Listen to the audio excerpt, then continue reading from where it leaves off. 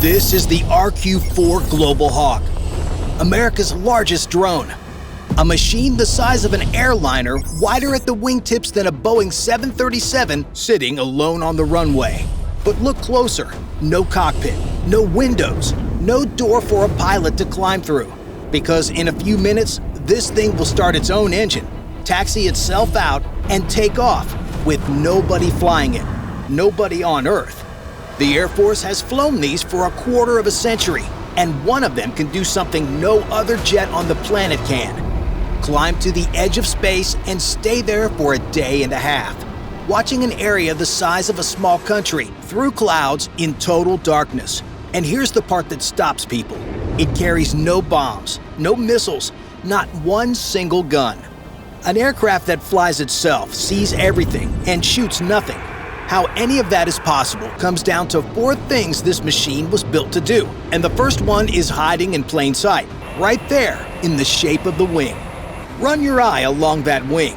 It stretches 131 feet tip to tip, and it's the wrong shape for an airliner. It's too long, too thin, too straight. And that's the entire secret of this aircraft. Engineers measure a wing with a number called aspect ratio, basically how long and skinny it is. A fighter jet's wing is short and stubby, a paddle, aspect ratio around 3. An airliner's is longer, around 8. A high-performance glider, the kind you tow into the sky behind a truck and cut loose, runs about 25. The Global Hawk's wing, also about 25. Let that land for a second. This is officially a jet. Aerodynamically, it's a sailplane. Here's what that skinny wing buys you. A long, thin wing makes far less drag than a short, fat one, so the aircraft slips through the air with almost no resistance. The measure of that is lift-to-drag ratio, how far a plane will coast forward for every foot it drops with the engine off. A jet airliner sits around 17. A Global Hawk is around 33. That means if the single engine on this aircraft quit cold at 60,000 feet, it wouldn't fall out of the sky. It would turn into the world's most expensive glider and coast, silently, for more than 350 miles before it ever touched the ground. That's Los Angeles to the Grand Canyon, with a dead engine on nothing but the shape of the wing. And look how little the wing is swept back, barely 6 degrees, almost a straight ruler stuck out each side. A fighter sweeps its wings hard because it needs to punch through the sound barrier. The Global Hawk sweeps almost nothing because it's in no hurry whatsoever. It was never built to race. It was built to loiter. Speed is a thing you buy with fuel, and this wing was built to buy as little of that as possible. Now, here's the trick that makes the whole thing work. These long, thin wings aren't just wings. They're also fuel tanks. The aircraft carries more than 17,000 pounds of jet fuel, over half its total takeoff weight, and most of it rides inside the wings themselves. Think of 200-foot drinking straws filled with gasoline doing double duty as the thing that holds you up. Strip the fuel and the cameras back out, and the bare airplane weighs under 15,000 pounds, less than a loaded semi-truck cab, carrying a 131-foot wingspan. It's built like a giant model airplane. A carbon fiber composite wing, the same family of material as a high-end bike frame, flexing under load like a diving board with a big kit on the end. Bolted to that wing is a stubby aluminum body and a strange little tail shaped like a wide V instead of the usual cross. 2 surfaces doing the job of 3, angled to tuck the hot engine exhaust up and away from anyone looking up from the ground. So that's the shape.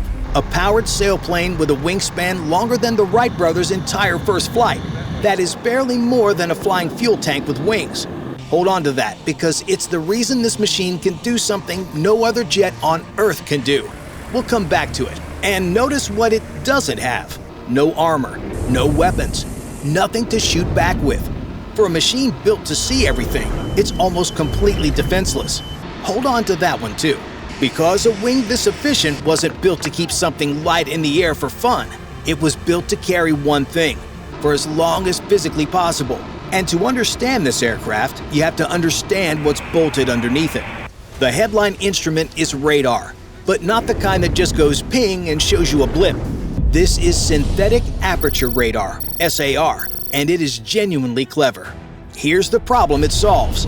To get a sharp radar picture, you normally need a gigantic antenna. The bigger the dish, the finer the detail. Nobody can bolt a football-sized dish to an airplane, so the Global Hawk cheats. It uses a small antenna, but it's moving, flying in a straight line at hundreds of miles an hour. As it flies, it fires thousands of radar pulses and stitches them all together, using its own flight path to fake an antenna hundreds of feet long. The whole airplane becomes the scanner bar. Picture dragging a document scanner across a page, except the page is 100 square miles of ground and the scanner is a jet. And because radar makes its own radio light, this works in the pitch dark. It works straight through clouds, through dust, through weather that would blind an ordinary camera completely. Midnight, overcast, a sandstorm. The Global Hawk doesn't care. It builds a photo-sharp map anyway, good enough to make out something the size of a car. Then there's the second radar trick, and this one's my favorite. It's called Ground Moving Target Indication, or GMTI. The radar throws out its picture of everything standing still and instead flags only the things that move. Every truck, every convoy, every vehicle relocating across the landscape gets its own little dot. It works using the exact same effect you hear when an ambulance blows past you and its siren drops in pitch, the Doppler shift. The radar reads that shift on every moving object below and can pick out a vehicle crawling along at barely walking speed across tens of miles. Imagine a cop's radar gun, the kind that clocks you for speeding, except pointed at an entire state at once, tagging every single thing that's rolling. Put the whole eye to work and the numbers get silly. In a single day's flight, one Global Hawk can survey around 40,000 square miles of ground. That's no typo. 40,000 square miles, roughly the entire area of South Korea, mapped by one unmanned aircraft in 24 hours in the dark through the weather. And map undersells it. In its sharpest mode, that radar resolves detail down to about a foot across, fine enough to pull individual vehicles out of a parking lot and tell a truck apart from a tank, not from a low pass, from an orbit so high the aircraft itself is invisible from the ground. There's a catch buried in that 40,000 square mile number though. That's the wide angle setting. The radar can either sweep an enormous area at lower detail or zoom into a small patch at that 1 foot sharpness, but not both in the same breath. It's a floodlight or a laser pointer, and the operator is always choosing between the two, see everything a little or see one thing perfectly. Now, there are actually two different versions of this aircraft, and they see the world in completely different ways. The first is the multi-intelligence version. Think of it as a fully loaded camera bag, one body, 4 very different lenses. It carries a camera turret up front, a 10-inch telescope feeding 2 eyes down the same barrel, a daylight color camera, and an infrared heat camera for the night. Alongside that, its own radar. And tucked in the body, an electronic eavesdropper, a wideband receiver that sweeps the airwaves, snatches enemy radar pulses and radio chatter out of the sky, and triangulates exactly where the signal is coming from. Cameras, heat, radar, and a giant electronic ear, all on one airframe. And here's the quiet, unsettling part. Somewhere below, an air defense crew switches on their radar for a routine check, 30 seconds, just to prove it still works. What they don't know is that 30 seconds was plenty. Every pulse they just sent has already been recorded, fingerprinted, and plotted on a map they will never see. The second version threw all of that out. It carries one thing, and it's this, a radar called MP-RTIP. It's a monster. Instead of a dish that swivels around, it's a flat panel with thousands of tiny transmitters, each one steering the beam electronically. No moving parts, just electricity aiming the beam faster than any motor ever could. Picture a stadium crowd doing the wave, except the wave moves at the speed of light. That single radar does both jobs at once. It builds the sharp map and tracks every mover in the same breath, without ever taking its eye off the traffic. When it arrived, nothing else in the sky could do both together. This version gave up the cameras and the ear to become the sharpest radar eye the fleet had ever known. The reason America built the largest drone it has ever flown is to park this eye at the edge of space and never blink. Which raises the obvious question.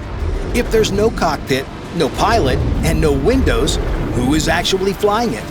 Nobody flies the Global Hawk, at least not the way you're picturing.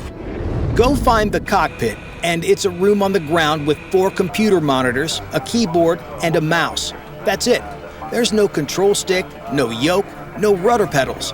A pilot couldn't hands fly this aircraft like a Cessna even if they wanted to, because the machine was built with no way to do it. The single most important instrument on a Global Hawk pilot's console is the mouse. So how does it fly? You give it an address. Instead of telling the aircraft how to move, push this, pull that, add throttle, the operator just tells it where to go. A destination, an altitude, a speed, a racetrack to circle over. And the Global Hawk figures out the rest entirely by itself, working out every throttle setting and every control surface twitch on its own.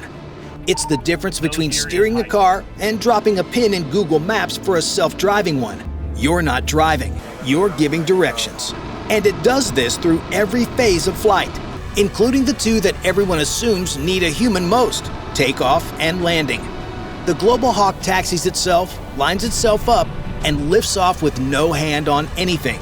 When it comes home, it greases its own landing by using a super precise version of GPS, accurate down to inches, as if the runway itself is wearing a GPS wristwatch and whispering its exact position to the aircraft on the way down. That alone makes a different animal from the armed drones. The Predators and Reapers, which pilots still fly hands-on, stick in hand, especially for landing. The Global Hawk needs none of it. Now, the really elegant part is who gives the directions and from where. The job is split between 2 ground stations. The first is called the Launch and Recovery Element, and it sits right here at the home base. Think of it as a harbor pilot, the local expert who guides a ship safely out of the crowded port and back in again. It handles only the takeoff and the landing. The moment the aircraft is up and clear, control hands off to the second station, the Mission Control Element. And this one can be anywhere on Earth. It talks to the aircraft through a satellite, using that bulge on the nose you see here. A 4-foot satellite dish hidden under a dome, which is really what gives the Global Hawk its whole hunchback beluga whale look. So the crew running the mission, steering the sensors, deciding what to look at, can be sitting in a room in California while the aircraft they're commanding circles over an ocean on the far side of the planet. But wait, you might be thinking, a signal bouncing off a satellite and back has a delay. How do you fly a jet with a lag in the controls? And here's the beautiful answer. You don't have to, because nobody's flying the stick. The aircraft is flying its own route on autopilot. The operator is just sending it directions and watching the pictures come back. The little signal that steers the plane is tiny, a trickle, less data than a 1990s dial-up modem. The fat signal, the fire hose, is the imagery pouring back down. Think of it as a garden hose and a fire hydrant running side by side. A thin garden hose of commands going up, a fire hydrant of pictures gushing down. The expensive, demanding part of this whole conversation isn't flying the airplane. It's listening to what the airplane sees. Flying from 6,000 miles away does come at a price, though. The crew flies half blind. A pilot in a real cockpit feels the airplane, the push in the seat, the tilt of the horizon, the engine straining in a climb.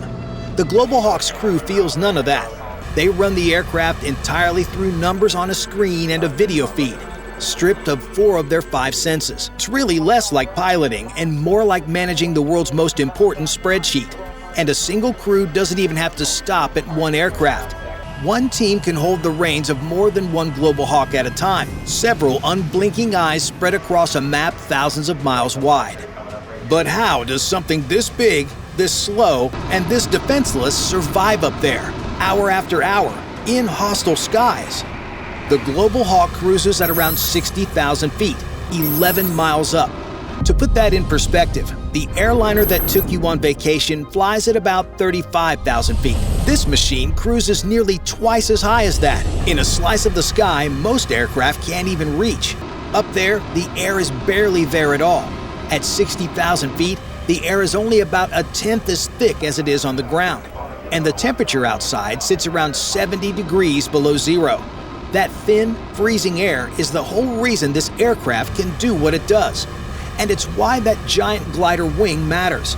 In air that thin, a normal wing has nothing to grab onto. You need an enormous, efficient wing to stay up. But once you're up there, the payoff is incredible. With so little air to push against, there's almost no drag. At cruise, this 16-ton aircraft only needs a few hundred pounds of thrust to keep going. Not thousands, a few hundred. Which is how it gets away with the engine it has. Look at the top of the tail. There's just one engine back there, and it's not some exotic military power plant. It's a business jet engine. The very same Rolls-Royce engine family that hauls executives around in a Cessna Citation 10 and powers regional airliners. The spy drone and the CEO's corporate jet are cousins under the hood. And none of that was luck. Before this engine ever left the ground, engineers ran it inside a sealed altitude chamber at the equivalent of 70,000 feet, proving it could still breathe and make thrust in air that thin, higher than the aircraft would ever actually cruise. And because it's flying in that thin, efficient air, that one modest engine sips fuel, burning roughly 75 gallons an hour. A Boeing 737 drinks close to 10 times that. This is a machine designed to be miserly, to stretch every drop, so it can stay up not for a fight, but for a day and a half. 34 hours and change on a single tank, longer than a trucker could legally drive in 2 days. That endurance buys something else, too. The Global Hawk doesn't wait around to be shipped to the fight. On a single tank, it can fly more than 12,000 miles. So instead of being crated up and loaded onto a transport, it simply self-deploys. It takes off from home and flies itself clear across an ocean to the other side of the world, unrefueled, then goes to work the moment it arrives. Most aircraft that far from base need a tanker every few hours. This one just leaves. And all that endurance creates a strange problem on the ground. No human can work a 34-hour shift. So the airplane routinely outlasts the people flying it. The crews hand it off between them mid-mission, like air traffic controllers changing over. One team taking the aircraft from another that's already gone home to sleep. The machine never rests, but the people flying it have to. Now here's a detail that sounds like a joke, but isn't. This $130 million aircraft has no de-icing system. None. It also has no protection against lightning. It can't punch through a storm the way an airliner does. Its entire ice defense is a little sensor that detects ice forming and essentially tells the operator, climb or dive and get out of it. If a thunderstorm is in the way, it doesn't power through, it politely goes around. And that's not a flaw someone forgot to fix. It's the design. The aircraft lives at 60,000 feet, above the weather, on purpose, up where the air is so cold and dry that ice can't even form. The only time it's in danger from weather is in the few minutes it spends climbing through it on the way up. So it treats the storm layer like a bad neighborhood. Get through it fast and don't come back down until you have to. And weather isn't the only thing it can't handle. Because the Global Hawk is also blind to other airplanes. It has no onboard system to see and dodge nearby traffic. No way to spot a small plane wandering into its path. So to move through civilian airspace, this machine that can find a single truck from 11 miles up needs human eyes on the ground, or a chase plane flying alongside it, watching the sky it can't see for itself. The most all-seeing aircraft ever built is blind to the one thing sitting right next to it. Which brings us to the part that seems impossible. This enormous, slow, unarmed aircraft flies over dangerous places carrying no real way to defend itself. It has no bombs, no missiles, no guns. You knew that, but it also has no flares, no way to dodge, nothing that could actually stop a missile. Just a couple of passive warning sensors and a small decoy on a wire to try and fool a radar. On a radar screen, it isn't sneaky either. A stealth jet works hard to look as small as a marble. The Global Hawk looks exactly like what it is. A giant, straight-flying airliner with a huge, obvious signature. On radar, it's a barn door. So how does it survive? For a long time, the pitch was simple. It flies so high that almost nothing can reach it. But let's be honest, altitude is not a force field. The top-tier modern air defense systems, the big Russian and Chinese ones, can reach far higher than 60,000 feet, up past 90,000. Think of it like standing on your roof. You're safe from the dog barking in the yard. You're not safe from the neighbor across the street with a hunting rifle. And that isn't theory. In June 2019, a Global Hawk's Navy cousin was flying this exact bed over the Strait of Hormuz. What its crew, half a world away, didn't know was that Iran decided that night to take the shot. A surface-to-air missile reached up past 60,000 feet and turned a 9-figure aircraft into falling debris. Nobody died, nobody was captured. The bet had been priced correctly, but the house had just proven it can call. So altitude isn't really a suit of armor, it's a bet. The whole design is one enormous deliberate trade. It spends stealth, it spends speed, it spends weapons, armor, and defenses, throws every one of them overboard. And with all that weight and cost saved, it buys the three things it actually wants: the endurance to stay for a day and a half, the coverage to watch a whole country at once, and a cockpit with nobody in it. So that if the bet ever goes wrong, the only thing lost is the machine. No pilot, no prisoner, no funeral, just an expensive hole in the ground. That is the Global Hawk, not the biggest drone America ever built because it's the deadliest. It can't hurt a thing. It's the biggest because seeing everything for a day and a half from the edge of space with nobody on board takes a very, very big machine. If you enjoyed this video, then go watch our breakdown of the largest military cargo plane next. Bye for now.